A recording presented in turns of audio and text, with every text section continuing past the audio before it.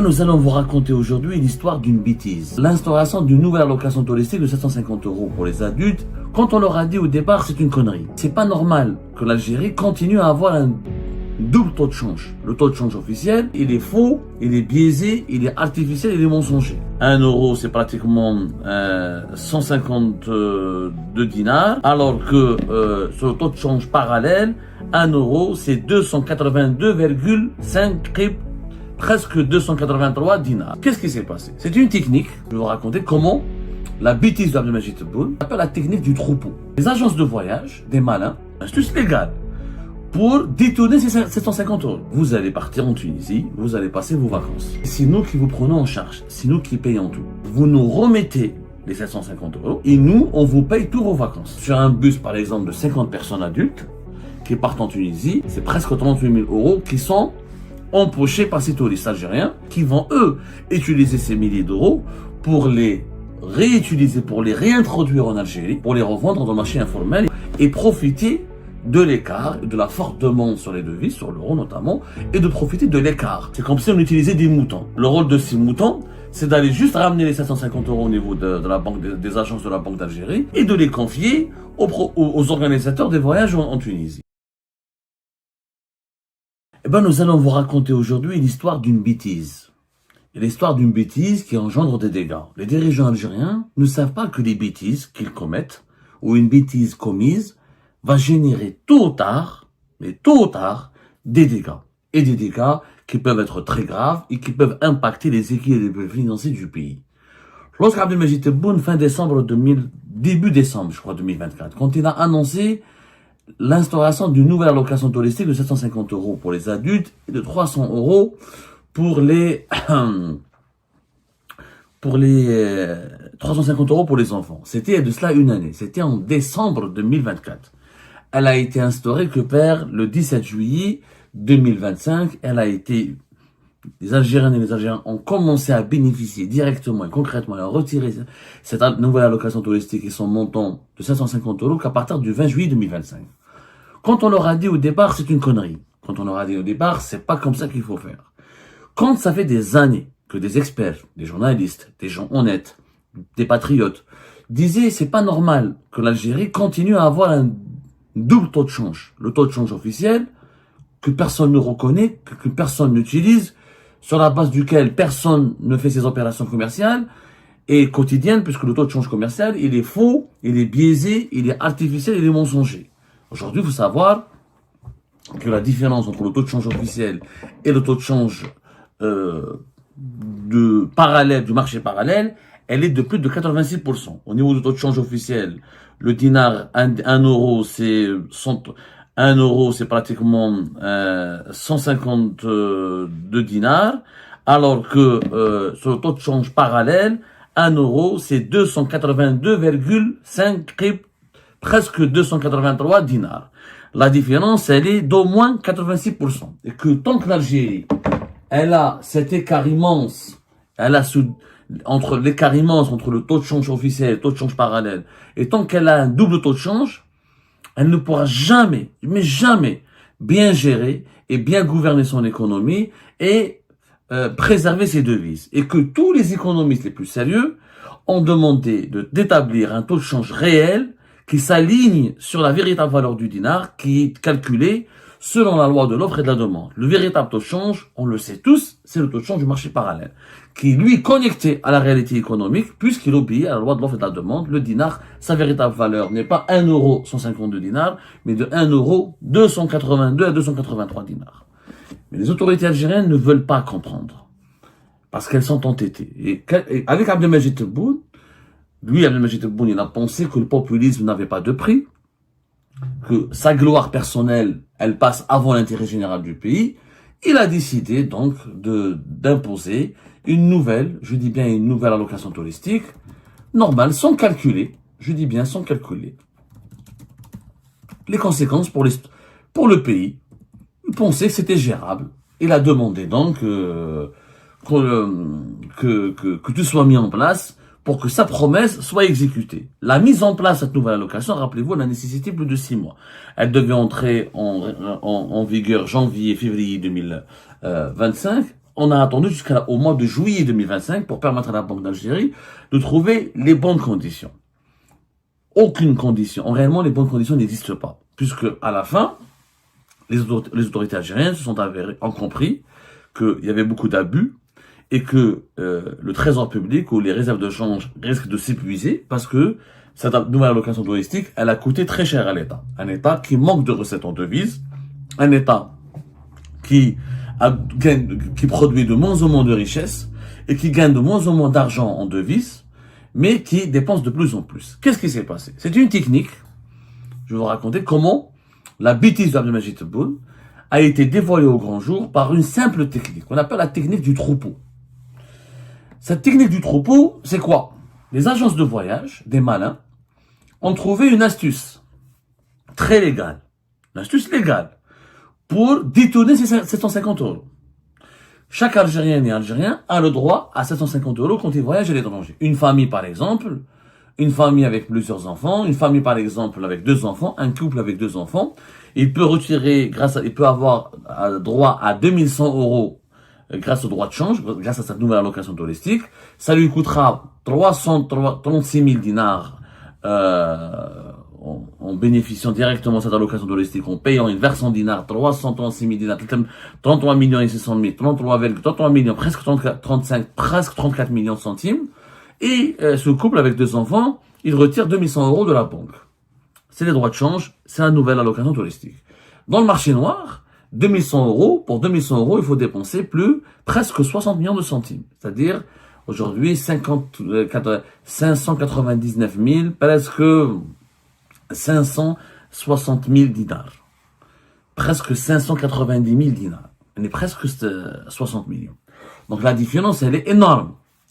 Alors, si ce couple ne voyage pas avec ses 2 enfants, ne voyagent pas à l'étranger, et s'ils détournent leur argent, s'ils peuvent détourner leur argent, ils vont revendre ces 2100 dinars sur le marché parallèle, ils vont enclencher, ou là ils vont empocher plutôt, pardonnez-moi, ils vont empocher un bénéfice de 253 000,1 dinars.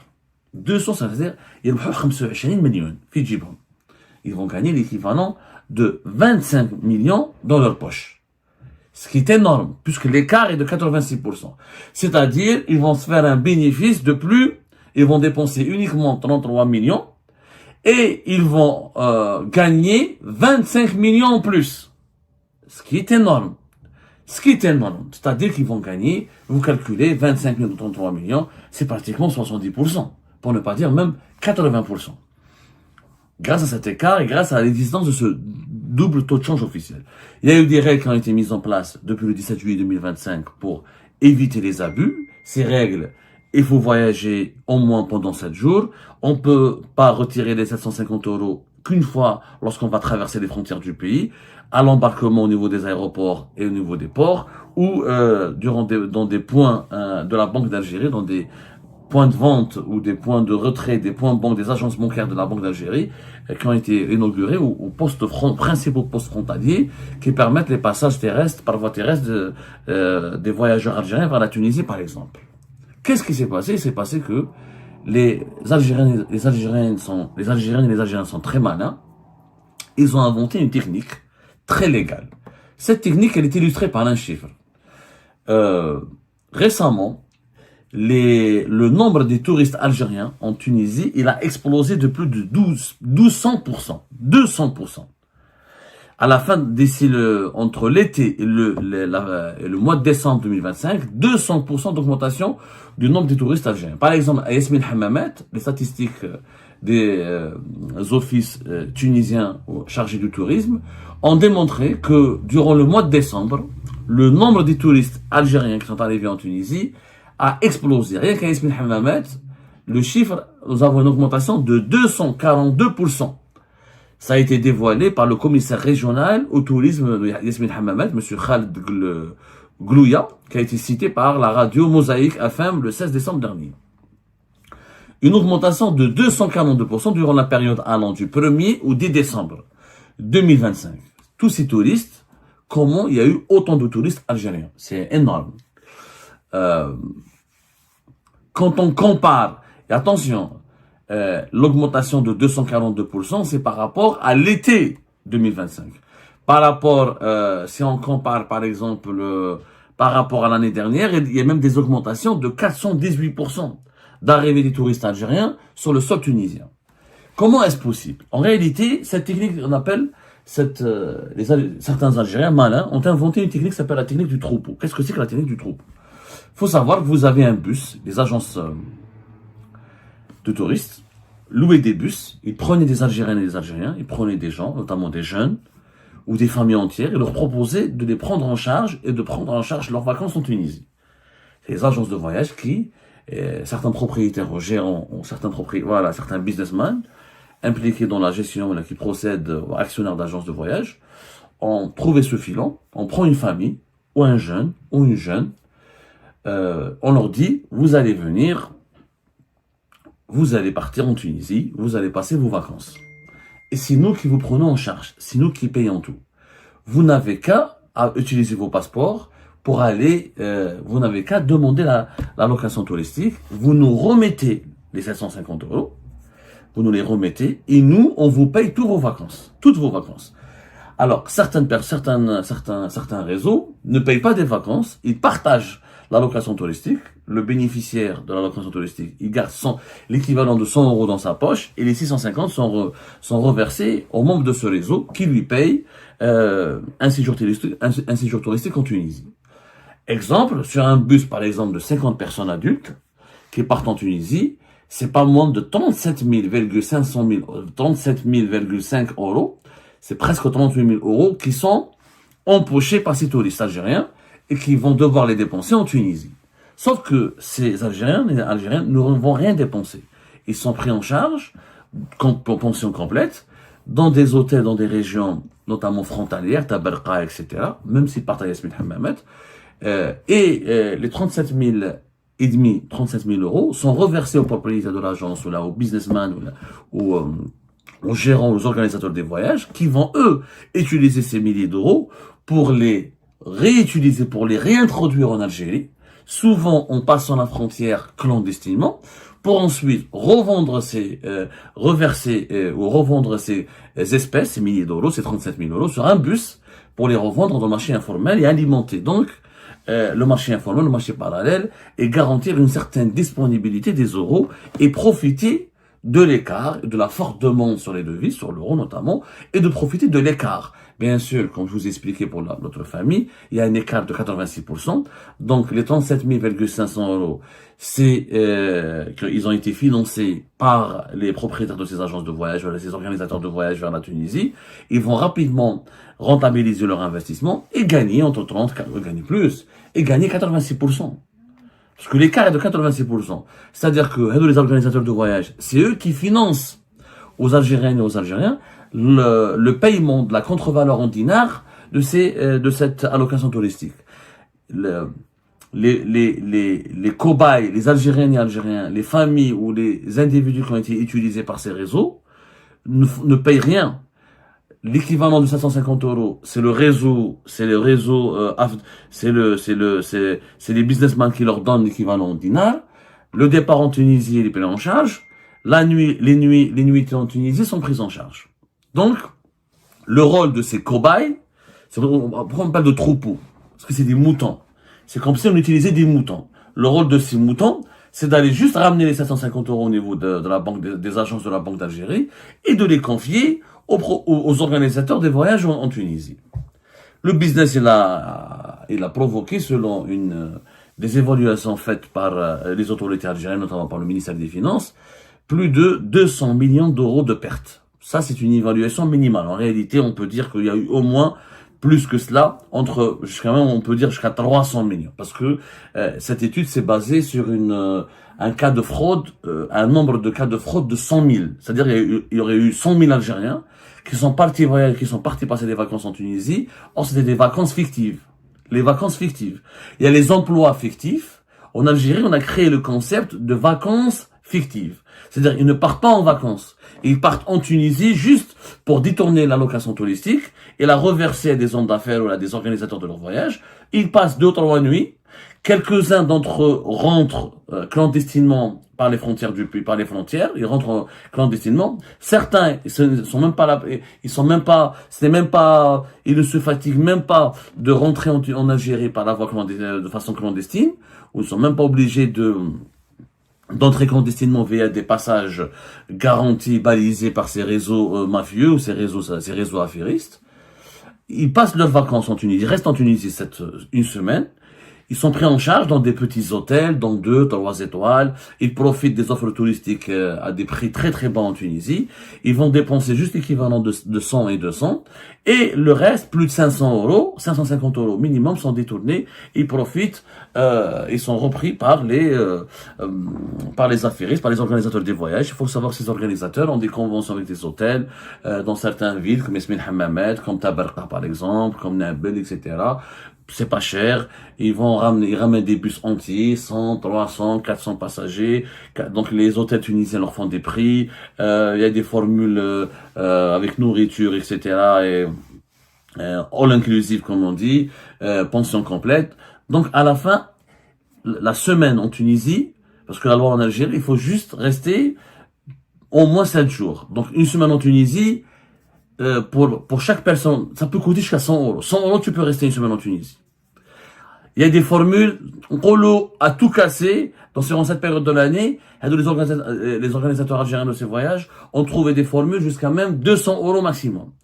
Donc le reste, quand ils dépensent de l'argent pour récupérer les 750 €, ils vont au moins récupérer 500 à 550 € dans leur poche. Et c'est un trafic qui s'est généralisé. Les autorités algériennes ont découvert la supercherie. Elles ont réagi rapidement et depuis le 8 décembre 2025, elles ont commencé par sévir et elles ont instauré ce qu'on appelle une nouvelle obligation qui s'appelle la licence de transport international. Les bus de voyageurs qui transportent des touristes algériens vers la Tunisie, auparavant, ils utilisaient juste une licence touristique ordinaire. Ça veut dire que chaque agence de voyage, elle a des bus, ou elle loue des bus, ou elle achète des bus, ou elle dispose de bus qui sont autorisés à quitter l'Algérie pour aller à l'étranger, en disposant uniquement d'une licence touristique ordinaire, qui est délivrée par les autorités locales, notamment par la direction des tourismes, la direction du transport, etc. Maintenant, non. Maintenant, l'État algérien, à travers le ministère de l'Intérieur, le ministère des Transports, ils ont durci le dispositif. Ils font une licence de transport international. Et cette licence de transport international est difficile à obtenir. L'État est en train de filtrer les agences de voyage. Et on a fait avec les agences de voyage comme on a fait avec les entreprises. Donc, parce qu'il y a une poignée de tricheurs, on a généralisé, on a mis tout le monde dans le même panier. Et plus aucune agence de voyage ne peut travailler avec la Tunisie ou mobiliser des bus si elle n'obtient pas cette licence de transport international. Ce qui va empêcher de franchir, ce qui empêcherait un nombre important de bus algériens de franchir la frontière et d'aller vers la Tunisie. D'ailleurs, au niveau des postes frontaliers en ce moment, notamment à la frontière algéro-tunisienne, il y a une anarchie, il y a un bazar, il y a un branle-bas de combat général, puisque les autorités vérifient les autorisations les unes après les autres, et celui qui n'a pas une autorisation de transport international, il ne peut pas, je dis bien, il ne peut pas franchir la frontière, il est bloqué à la frontière algéro-tunisienne. Ça a créé un vent ça a semé une panique sans précédent dans le milieu des agences de voyage. Les propriétaires des agences de voyage sont montés au créneau, leur association, etc. Ils ont écrit au gouvernement pour leur demander de ne pas généraliser, de trouver des solutions parce que ça va ruiner plusieurs agences de voyage en Algérie. Après cette autorisation, après cette nouvelle obligation qui a été mise en place par le ministère de l'Intérieur et des Transports en Algérie, parce que le ministère des Transports est lié au ministère de l'Intérieur en Algérie, qu'est-ce qui s'est passé? Eh ben, il s'avère que la Banque d'Algérie est intervenue une semaine plus tard, le 15 et le 16 décembre dernier, pour imposer de nouvelles restrictions et de nouvelles conditions très sévères pour obtenir l'allocation touristique. Désormais, il est interdit donc aux Algériennes et aux Algériens de payer en espèces pour récupérer les 750 €. Il faut avoir un compte bancaire, il faut payer par chèque ou par carte bancaire ou par virement. Et pour avoir un compte bancaire, les banques algériennes vont filtrer. Il faut avoir des justificatifs de ressources, un contrat de travail, des fiches de paye, des bulletins de paye. Donc il faut Les banques sont même ont été instruites par la Banque d'Algérie de procéder à des vérifications, à des recoupements et à un travail d'identification de leurs clients et n'est pas bénéficiaire de l'allocation touristique qui veut. Et n'est pas titulaire d'un compte bancaire en Algérie qui veut. Donc on a remis en cause, on va exclure des millions d'Algériens et d'Algériens, des chômeurs, parce que la majorité de ces agences de voyage, ils utilisent des chômeurs, des familles entières, des travailleurs du secteur informel, qui sont des gens pauvres.